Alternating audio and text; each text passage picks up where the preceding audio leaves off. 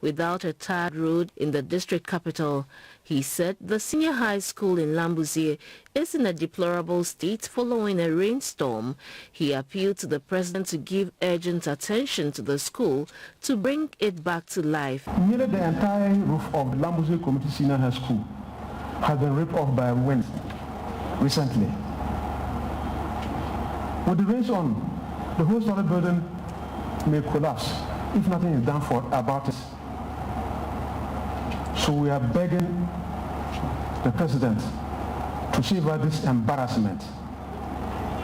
The school is also it's over 3 kilometers from the township of Lambuzie, between here and Pina. And I must say the students are just undergoing a lot of drudgery, trotting that distance up and down. So even though it's a community school, but I think it is no more suitable for that concept. And I beg that it made a boarding school. The MP for the area, Mr. Bright Baligi, said there will be massive development during his tenure because President Akufo-Addo has the development of the area at heart. Responding to the concerns of the people, the President, Nana Akufo-Addo, said the Lambuzie district will benefit from the Agenda 111 project where 111 health facilities will be constructed. He said government has embarked on a comprehensive road project and that the district will be considered. President Akufo-Addo commended the people for taking back the Lambuzie seat from the NDC in the last general elections. He promised the Lambuzie SHS will be rehabilitated soon. The roof of the community high school, that is going to be dealt with immediately after my visit. And I'll show you that within the course of the next week, 10 days, you'll see some results. I'm happy that the imminent construction of the district hospital for Lambuzie is about to take off. The Lambuzie district is part of the Agenda 111, which is the national program my government has initiated to provide a district hospital to every district that does not have a district hospital. I've taken on board your suggestion that if more land is needed, you are ready to provide it. I've taken on. I'm always delighted to hear traditional rulers committing themselves to the issues of education in their community. And the various issues you've raised, the provision of the school bus, the conversion of the school into a boarding school, are matters that I will be taking up the minute I get back to Accra with the Minister for Education. The president ended his tour of the region with an interaction with the chiefs and people of the Nandom traditional area. The acting president of the Nandom Traditional Council, Nadome Pejere, said the Nandom town has been beautified with the tarring of roads in the last 4 years. Nadome Pejere also acknowledged the impact of government's policies on the lives of the people. The president, Nana Akufo-Addo, said the spate of armed robbery is now under control in the region and urged all to support the security agencies. He said, as a way of promoting business, government is working to establish an agricultural development bank in Nandom. Last year and the year before when I came, one of the big preoccupations of everybody in the Upper West was the incidence and spate of armed robberies in the region. With the active support and engagement of your own very worthy son, the Minister for Interior, and Brazil Derry, we've been able to work on the matter, and today armed robberies in the region have reduced significantly. We will continue to work to make the region peace and safe. Expanding new market opportunities, linkages with entrepreneurs in agro-processing sectors, as well as issues that relate to advocacy, youth and gender within agricultural supply chain engage the attention of all trade fair and non-trade fair producers in the West African region when they met in Accra for their 2 days convention. Working with the theme, Building Producer Resilience Through Trade, the Fair Trade Africa West African Network 2-day regional convention put forward on the table for discussion issues affecting players in the agro-processing value chain, with special attention on building resilience for producers in the post-COVID era. During the COVID-19 pandemic, fair trade through a system and donor partners helped producers to identify alternative livelihoods while building their capacity in areas such as climate adaptation and regenerative agriculture. Now, attention is turned to how players in the agriculture value chain can continue to be in business post-COVID-19. The chief executive of Fair Trade, Dr. Nyagoy Nyongo, reiterated his outfit's commitment to empower and support producers to remain resilient. I'm therefore here to assure you that Fair Trade International stands with you at all times. We also stand with you when it comes to the implementation of the new 2021-2025 global strategy that puts the producer at the heart of all transformation and that focuses on digitalization, impact data, transparency and traceability that is needed to drive agricultural growth and sustainable development. The Chief Director of the Ministry of Trade, Mr. Patrick Nimu, pledged that the government will work closely with Fair Trade to support farmers access trade and markets both within the sub-region and beyond. Lessons, however, of the COVID situation also justifies the need to diversify markets more broadly, to include more prominently the now duty-free and quota-free continental African markets. This will not only build resilience to survive shocks, but also lessen the impact of sudden market adjustments, disrupting the value chain in producer countries, or putting the premium value shared amongst farmers, workers, producers, and their partners at risk.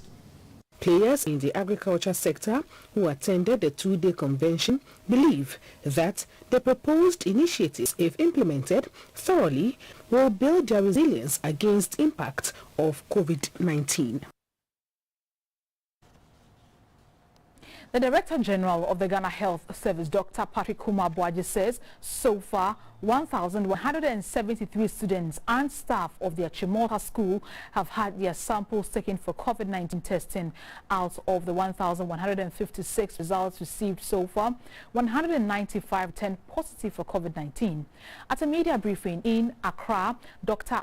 Kumar-Boaji said 120 of the cases have recovered, which leaves the school with an active COVID-19 case count of 75. He said all 75 active cases are responding to treatment. Summary, a total of 1,173 students and staff have been sampled and tested in the school. The result available is 1,157, so that's nearly all. And we recorded 195 positives, and that's also part of the numbers that have caused our active cases to go up. 157 of them were boarders, 32 were day students, and 6 were staff. 120 have recovered, and we have an active case of 75. Some of them are being isolated in school, very few are home, and then the rest are also at the National Isolation Center in Pantine. Because of the event of the Delta, we needed to ensure that we have a different strategy to quickly contain it. So we did what we call strategic testing, which is outside our clear policy. That's why we tested all the students and staff, just to make sure that we're able to contain the condition in the school. But that tells us that the appearance of protocol in a large cluster like schools is extremely important, because one case can just spread very rapidly. And for a school that has day school, that will also be a possibility of spillover into the community. So we need. Also, Dr. Patrick Kumar-Boaji allayed the fears of Ghanaians that intensive care units of some hospitals in Accra and the Ashanti regions are full as a result of a spike in COVID-19 cases. At a media briefing in Accra, Dr. Kumar-Boaji said, though there are some COVID-19 admissions at the hospitals, a few of the cases are receiving treatment at the ICUs. A few days ago, there was news circulating that intensive care units of some hospitals were full to capacity due to an increase in COVID-19 cases. Are not full. Reach has 16-bed ICU. As we speak now, there are 3 cases there. Yesterday there were 8, 3 have been discharged, 2 more have been discharged today, and so that's what brings the number to about 3. Ghana East has about 19 cases currently on admission, 6 in ICU. We have more than 20 ICU beds in, so it's not full. These are just the 2 areas I can talk about. There's a plan to upgrade further with support from the COVID fund, increase the ICU capacity at Ridge Hospital very soon to add that. So both Accra and Kumasi, yes. Like I said, the critical cases have increased, but we are not overwhelmed yet, and we don't hope to be overwhelmed. And our ICU beds are not full. Yeah, the last time there was some circulation going on, ICU full, ICU, but the doctor said he never said that, so it's really not full. And there is enough oxygen for the current cases that we have there.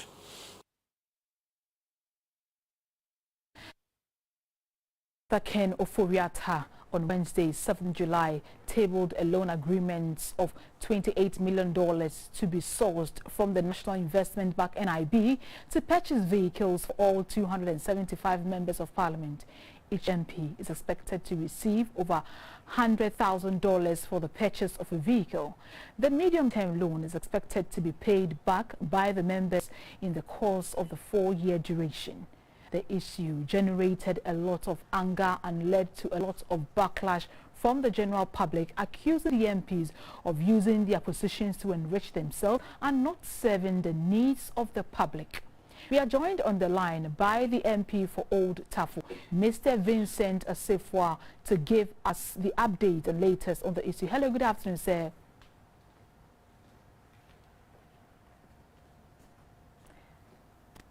Hello, Mr. Vincent Assefuah. Good afternoon. Thank you so much for joining us. Well, if you can hear me, what is the position of the House concerning the matter? Come again?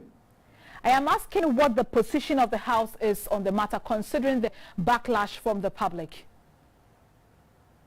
I didn't hear anything, please. Okay, so I am asking you, what is Parliament's stand on the backlash, with regards to the backlash from the public, considering the loans that the MPs are saying they are entitled to? What is the House on the matter? What is the stance of the House on the matter? Right. Let me say a very good afternoon to your cherished viewers. First and foremost, let me indicate that the House of Parliament works through committees in most instances, and with respect to a particular matter, it lies within the purview of the Finance Committee of Parliament. And so as of yesterday, on that is Wednesday, the Finance Committee tabled its report with respect to the car loans. Now, 2 critical recommendations. One was the fact that because deductions have already been made with respect to the loan that is supposed to be given to members of Parliament, the loan should stand. However, going forward, there should be a discontinuation of the loans that have been given to members of Parliament since 1992, that is the beginning of the Fourth Republic. And so the House is going to have it debated today. The recommendations of the Finance Committee will be accepted or otherwise. And so the Speaker of Parliament will call for debate to start. In no time, we are currently in Parliament. I'm sure that the next 15-20 minutes, Parliament will be in session, and we are going to have a finality on the matter. Very well. Was the public justified in their anger towards the purchasing of the cars for the MP, in your opinion? I didn't get that, please. I am asking if the public was justified in their anger towards the loans that were proposed to be given to the MPs. Well, I would say to some extent yes, because Article 17 of the 1990 Constitution that defines how holders of that office will have to be treated has been unequal. to the extent that the Speaker of Parliament, the Deputy Speaker of Parliament, the President, the Vice President, Chairman of the Electoral Commission, Chairman for the National Commission for Tertiary Education, Chairman for the Electoral Commission, Chairman for NTC, and all the other members of the Article 71 have been treated in a certain way. And so the call for the public to see members of Parliament to be treated in a similar way is something that is not out of place. But mind you, that call, which I can liken to the citizens of Ghana not just being spectators but being citizens, it's a call that is going to put a toll on the taxpayer, because the $28 million loan that is being given to members of Parliament, obviously when we refer to what the other holders of the members of Parliament have been given, Article 71 holders have been getting credit, it is going to be a double or even times 3 of the amount of money that we are spending now. And so a deep reflection will have to go into this before the Ghanaian people whom we serve, to whom their sovereignty and their power we work with, will have to be able to make sure that there's so much reflections about it. Because a Minister of State and a Deputy Minister of State who is given a car, and it is being serviced by the state, and insurance is also given to that particular car, about 20,000 cedis per year. So 4 years is about 80,000 Ghana cedis. A conservative figure of 500 Ghana cedis a week being used as fuel for each member of Parliament, a Minister of State or a judge or a chairman of the Electoral Commission is not paying all these things. And that conservative figure of 500 Ghana cedis, if you have an accumulative amount, is going to give you about 100,000 Ghana cedis. That, with the addition of the 80,000 Ghana cedis insurance, is just about 180,000 Ghana cedis. Now, we've also maintained our cards, which of course we have maintained our cards, and a conservative figure of 12,000 Ghana cedis every year. That is also going to give you about 48,000 Ghana cedis for the 4 years. When you add it, you are moving beyond about 220,000 Ghana cedis. All these things are being paid for by government for other Article 71 holders, yet the members of Parliament have been paying for all these things, and the car loan that is being given to us, we also pay about 40% of it. So if it is $100,000, MPs are supposed to pay about $40,000 of that particular facility. When you add the $40,000 to the 220,000 Ghana cedis, which is going to give you close to 440,000 Ghana cedis. I'm paying for my driver 700 Ghana cedis, a conservative figure, multiplied by 12 months, which is supposed to give you about 7,000 Ghana cedis, times 4, about 30,000 or so. 480,000 Ghana cedis that a member of Parliament is supposed to be paying, yet other Article 71 holders are not paying. So if we have been patriotic enough to be taking all these burden on ourselves, yet because the Ghanaian people just heard about the $100,000 being given to members of Parliament, for that matter, they feel that we are reaping where we have not sown. We will do what the Ghanaian people would want us to do, or the Ghanaian people wish for. But mind you, that is a raw deal that we've asked for, because definitely it is going to be a toll on the taxpayer, and that is not what we initially wanted. Very well.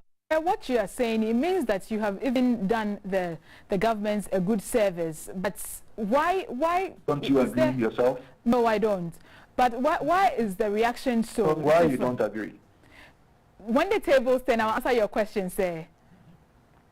But my question is, why do you think there's such outcry?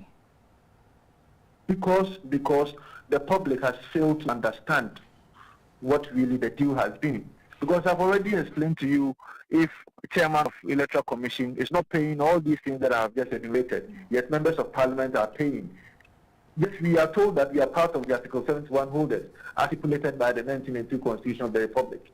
How do you think that we have not been treated so badly, and that is not a deal for us to be going through? And if the Ghanaian people think that we are rather shortchanging the government, but you have to also explain to the Ghanaian people that that is not the case, but rather it is the MPs who have been magnanimous enough with the people of Ghana, or the taxpayer, since the beginning of the Fourth Republic. Thank you very much for your time, sir. I have been speaking with the MP for Old Tafo, Mr. Vincent Asifua, on the car loan that the House is yet to deliberate on whether they will go ahead and give them or not. You're watching News Hour. The Reverend John Tay Memorial Institute now has an isolation center on campus as part of the school's preparedness towards the fight against COVID-19.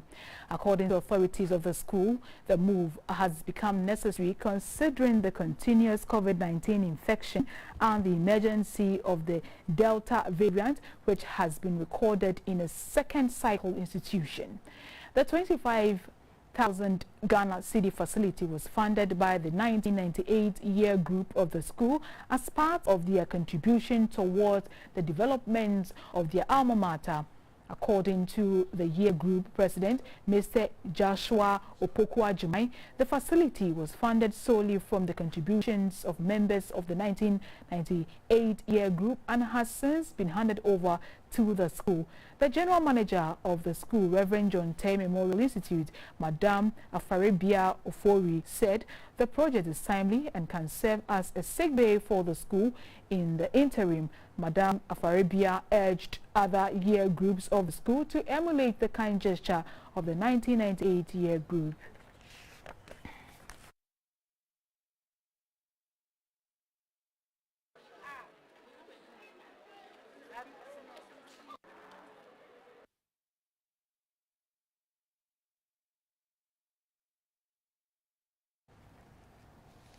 Patients in the Parambo-Sawaba area of the Pru East district in the Bono region will no longer travel to the district capital Yeji for laboratory services. This follows the handing over of a laboratory and health insurance office to the health center. It was constructed by the Member of Parliament for the area, Dr. Kwabena Donko. Peggy Amadonko will bring you that story in the course of the bulletin. A one-week extension of the 2021 National Population and Housing Census technically ended on Sunday, 11 July, paving the way for field closure activities in supervisory areas where work has been completed. However, in sight of the mop-up, some members of the public, particularly those in the capital, say they haven't been enumerated. The head of Publicity, Education and Advocacy of the Ghana Statistical Service, Mr. Francis Nyakolabi, is joining us via Zoom with some explanations. Hello, good afternoon, sir. Hello, good afternoon, madam. Well, you are joining us via the telephone instead. Thanks so much for your time. Thank you, too. The census is technically over. It ended on Sunday. What is your general assessment? Is the service satisfied with the outcome? First of all, let me make this correction. I am Ousukeja, the head of Census Methodology West Stream, and not Mr. Nyakulabi. Very well noted, sir. Thank you. Okay. So having said that, yes, as you rightly pointed out, we should have brought closure to full data collection on the 11th of this month. Unfortunately, we couldn't finish by the 14th day, which is the 11th of this month. And so we gave ourselves the next 1 week to mop up in areas that we still haven't been able to cover. And so for us, yes, we have done very well because we were able to cover a lot of the household that we listed during the listing period. And so we are only left with the few areas that we had challenges during the start of the exercise. And that is what we are focusing on to make sure that we cover everybody within this period. Okay, so generally the areas earmarked for the extension is in the Greater Accra region. Does it mean that all the other regions have been fully covered? No, so if you recall, the government statistician put up figures on Sunday, and what he sought to do was to give out figures for all the 16 regions. And so you notice that as at that time, not even one of them had recorded the 100% coverage that we talk about. And so clearly, not all the regions had covered 100%, but then we had variations in terms of coverage. And so you had some of the regions that had covered about 97%, some had around 90%, and Greater Accra is where we had the biggest challenge, which had covered around 55%. And so in terms of the challenge, it had variations. And so we are having different strategies to cover these areas that are yet to be covered. Okay, so let's talk about those who were reluctant to be counted. People had all sorts of excuses. What happened to such people, and were they counted? Yeah, so when it comes to Greater Accra, that is one of our headaches. So you notice that some people would not want to be part of the exercise, and they will not even give, some people will not give reasons. Others will even want to politicize it, and for some people, they are not getting anything from some of these exercises, and so they don't see the need for participating. And so what we are doing as part of the things we are, as part of the things we are doing is to continue to dialogue, to sometimes even get opinion leaders to support us in convincing these people about the need to be part of the exercise. And so there are a number of things that we are doing, and that is one of the things we are doing. For some people, we realize that it's not about they not wanting to be part of it. We have had a number of people also calling our call centers to be part of the exercise. But the point is that you also have a section of the populace, the population that usually leave very early in the morning for their daily activities and come back late. And so for these people, you get them on weekends. And so as part of the things that we are doing, we also want to mobilize people, a lot of people, to make sure that on weekends, for instance, in such areas, we'll be able to cover more of these people. Okay, thank you very much, Mr. Keja, for your time. I have been speaking with Mr. Owusu Keja. He's the Chief Census Methodologist of the Ghana Statistical Service. Regional and divisional directors of education in the country have met in Accra to deliberate on standardization of basic schools curriculum, assessment of school dropouts, and strategies to improve on government's location of resources to the various schools from basic to tertiary. This is to ensure access to basic infrastructure and information materials to give a fair ground to every school-going child, especially those in deprived communities. The Minister for Education, Dr. Yao Osei-Duchum, said government is committed to providing resources that would help bridge the gap in the country's education structure. I've also seen from the data analysis that a gap between our students from Oti, Volta, and the northern regions as compared to the other regions. There's a huge gap in student outcomes at the BEC level and also at the WASI level. So we're looking at strategies that will help us bridge the gap. And then we're also talking about the National Standardized Test, which is going to be happening this year. We're going to assess all fourth graders across the country, class 4 students across the country. We're also discussing issues relating to resources, issues relating to strategies, issues relating to facilities, issues relating to staffing, and everything that will help us to have a good environment for teaching, effective teaching and learning. And that is why we've come here. So far, we've had the minister sharing his vision with us.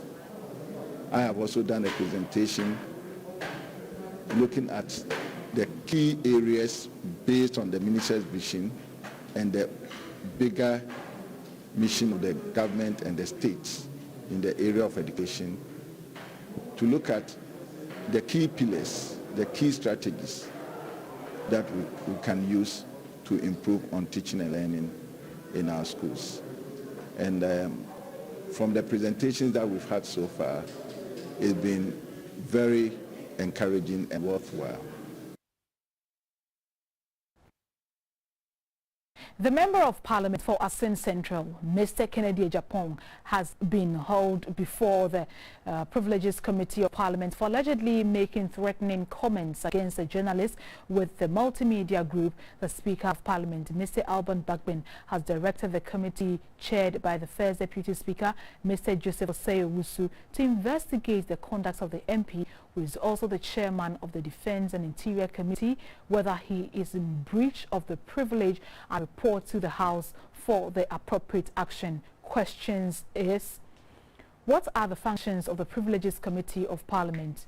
Well, we will find out from Mr. Benjamin Komla Podo, Member of Parliament for Ho Central and also a member of the Privileges Committee. Hello, good afternoon, sir. Good afternoon to you and to your listeners. Good afternoon. What constitutes a breach of privilege?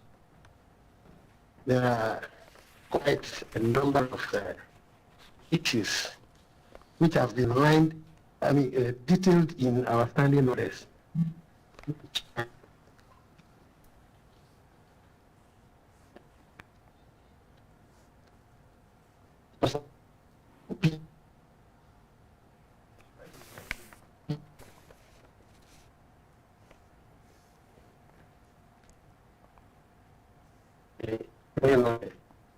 And down from the Constitution. So if you do anything that brings into disrepute the institution of Parliament, then you can be hauled before the Privileges Committee for a breach of the privileges. Statements or acts which breach these rules are considered as a breach of the privileges, and you can be brought before the committee. Now, the committee's duty is to inquire into the complaint in detail and then make recommendations to Parliament as to what should be done to the particular person who is found guilty of breaching any of the privileges listed in the standing orders. Very well. So it is determined by the standing orders whether a person has breached or not breached a privilege. Yes, it is for the committee to determine. Decide. Okay. In the event where a member, as natural justice will have it, you will be required to make a presentation. It's like a mini court where you will be required to make a presentation to state clearly what you think of the complaint that has been lodged. Then the committee will meet and determine whether you have gone wrong or you have not. Member of the House is found to have breached a privilege. What are some of the punitive measures in place? It can be, one is you can be reprimanded, as it happened in the last time. You can also be suspended from the House for a specific number of months, or you can be suspended for a meeting or for a session. So these are all measures that can be determined by Parliament when the report is laid after the inquiry have been made. The Member of Parliament for Asin Central, Mr. Kennedy Ejapong, is to appear before your committee for the comments he made against the multimedia journalist. This is the second time he has been referred to the committee. How has the committee dealt with him in the past? Well, if you recall, we can only speak to what has already happened. I think he was reprimanded and told not to go and not to sin again. That was from the mouth of Professor Michael Kui, who was then the speaker. This one, which has just happened, we have not yet met him. So it will be prejudicial to, make any suggestion as to what the outcome will be. So we will wait when the committee convenes and invites him and these issues are laid before him. Then we know how to deal with it. Much, sir, for your time and the education. We are most grateful. I was speaking with Mr. Komlak Podo, a member of the Privileges Committee and a member of Parliament for Ho Central. You watching News Hour. We'll make way for business. Please do stay.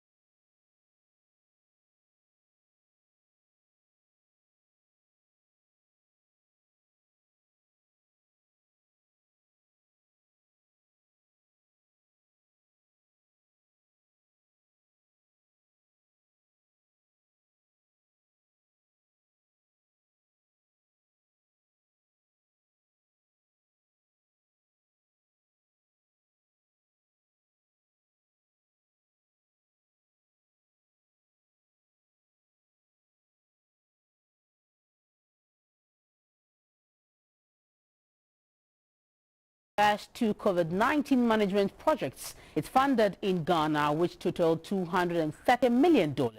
Country Director of the World Bank, Mr. Pierre Laporte, made the remarks when he was responding to concerns over the efficient use of COVID funds here in Ghana.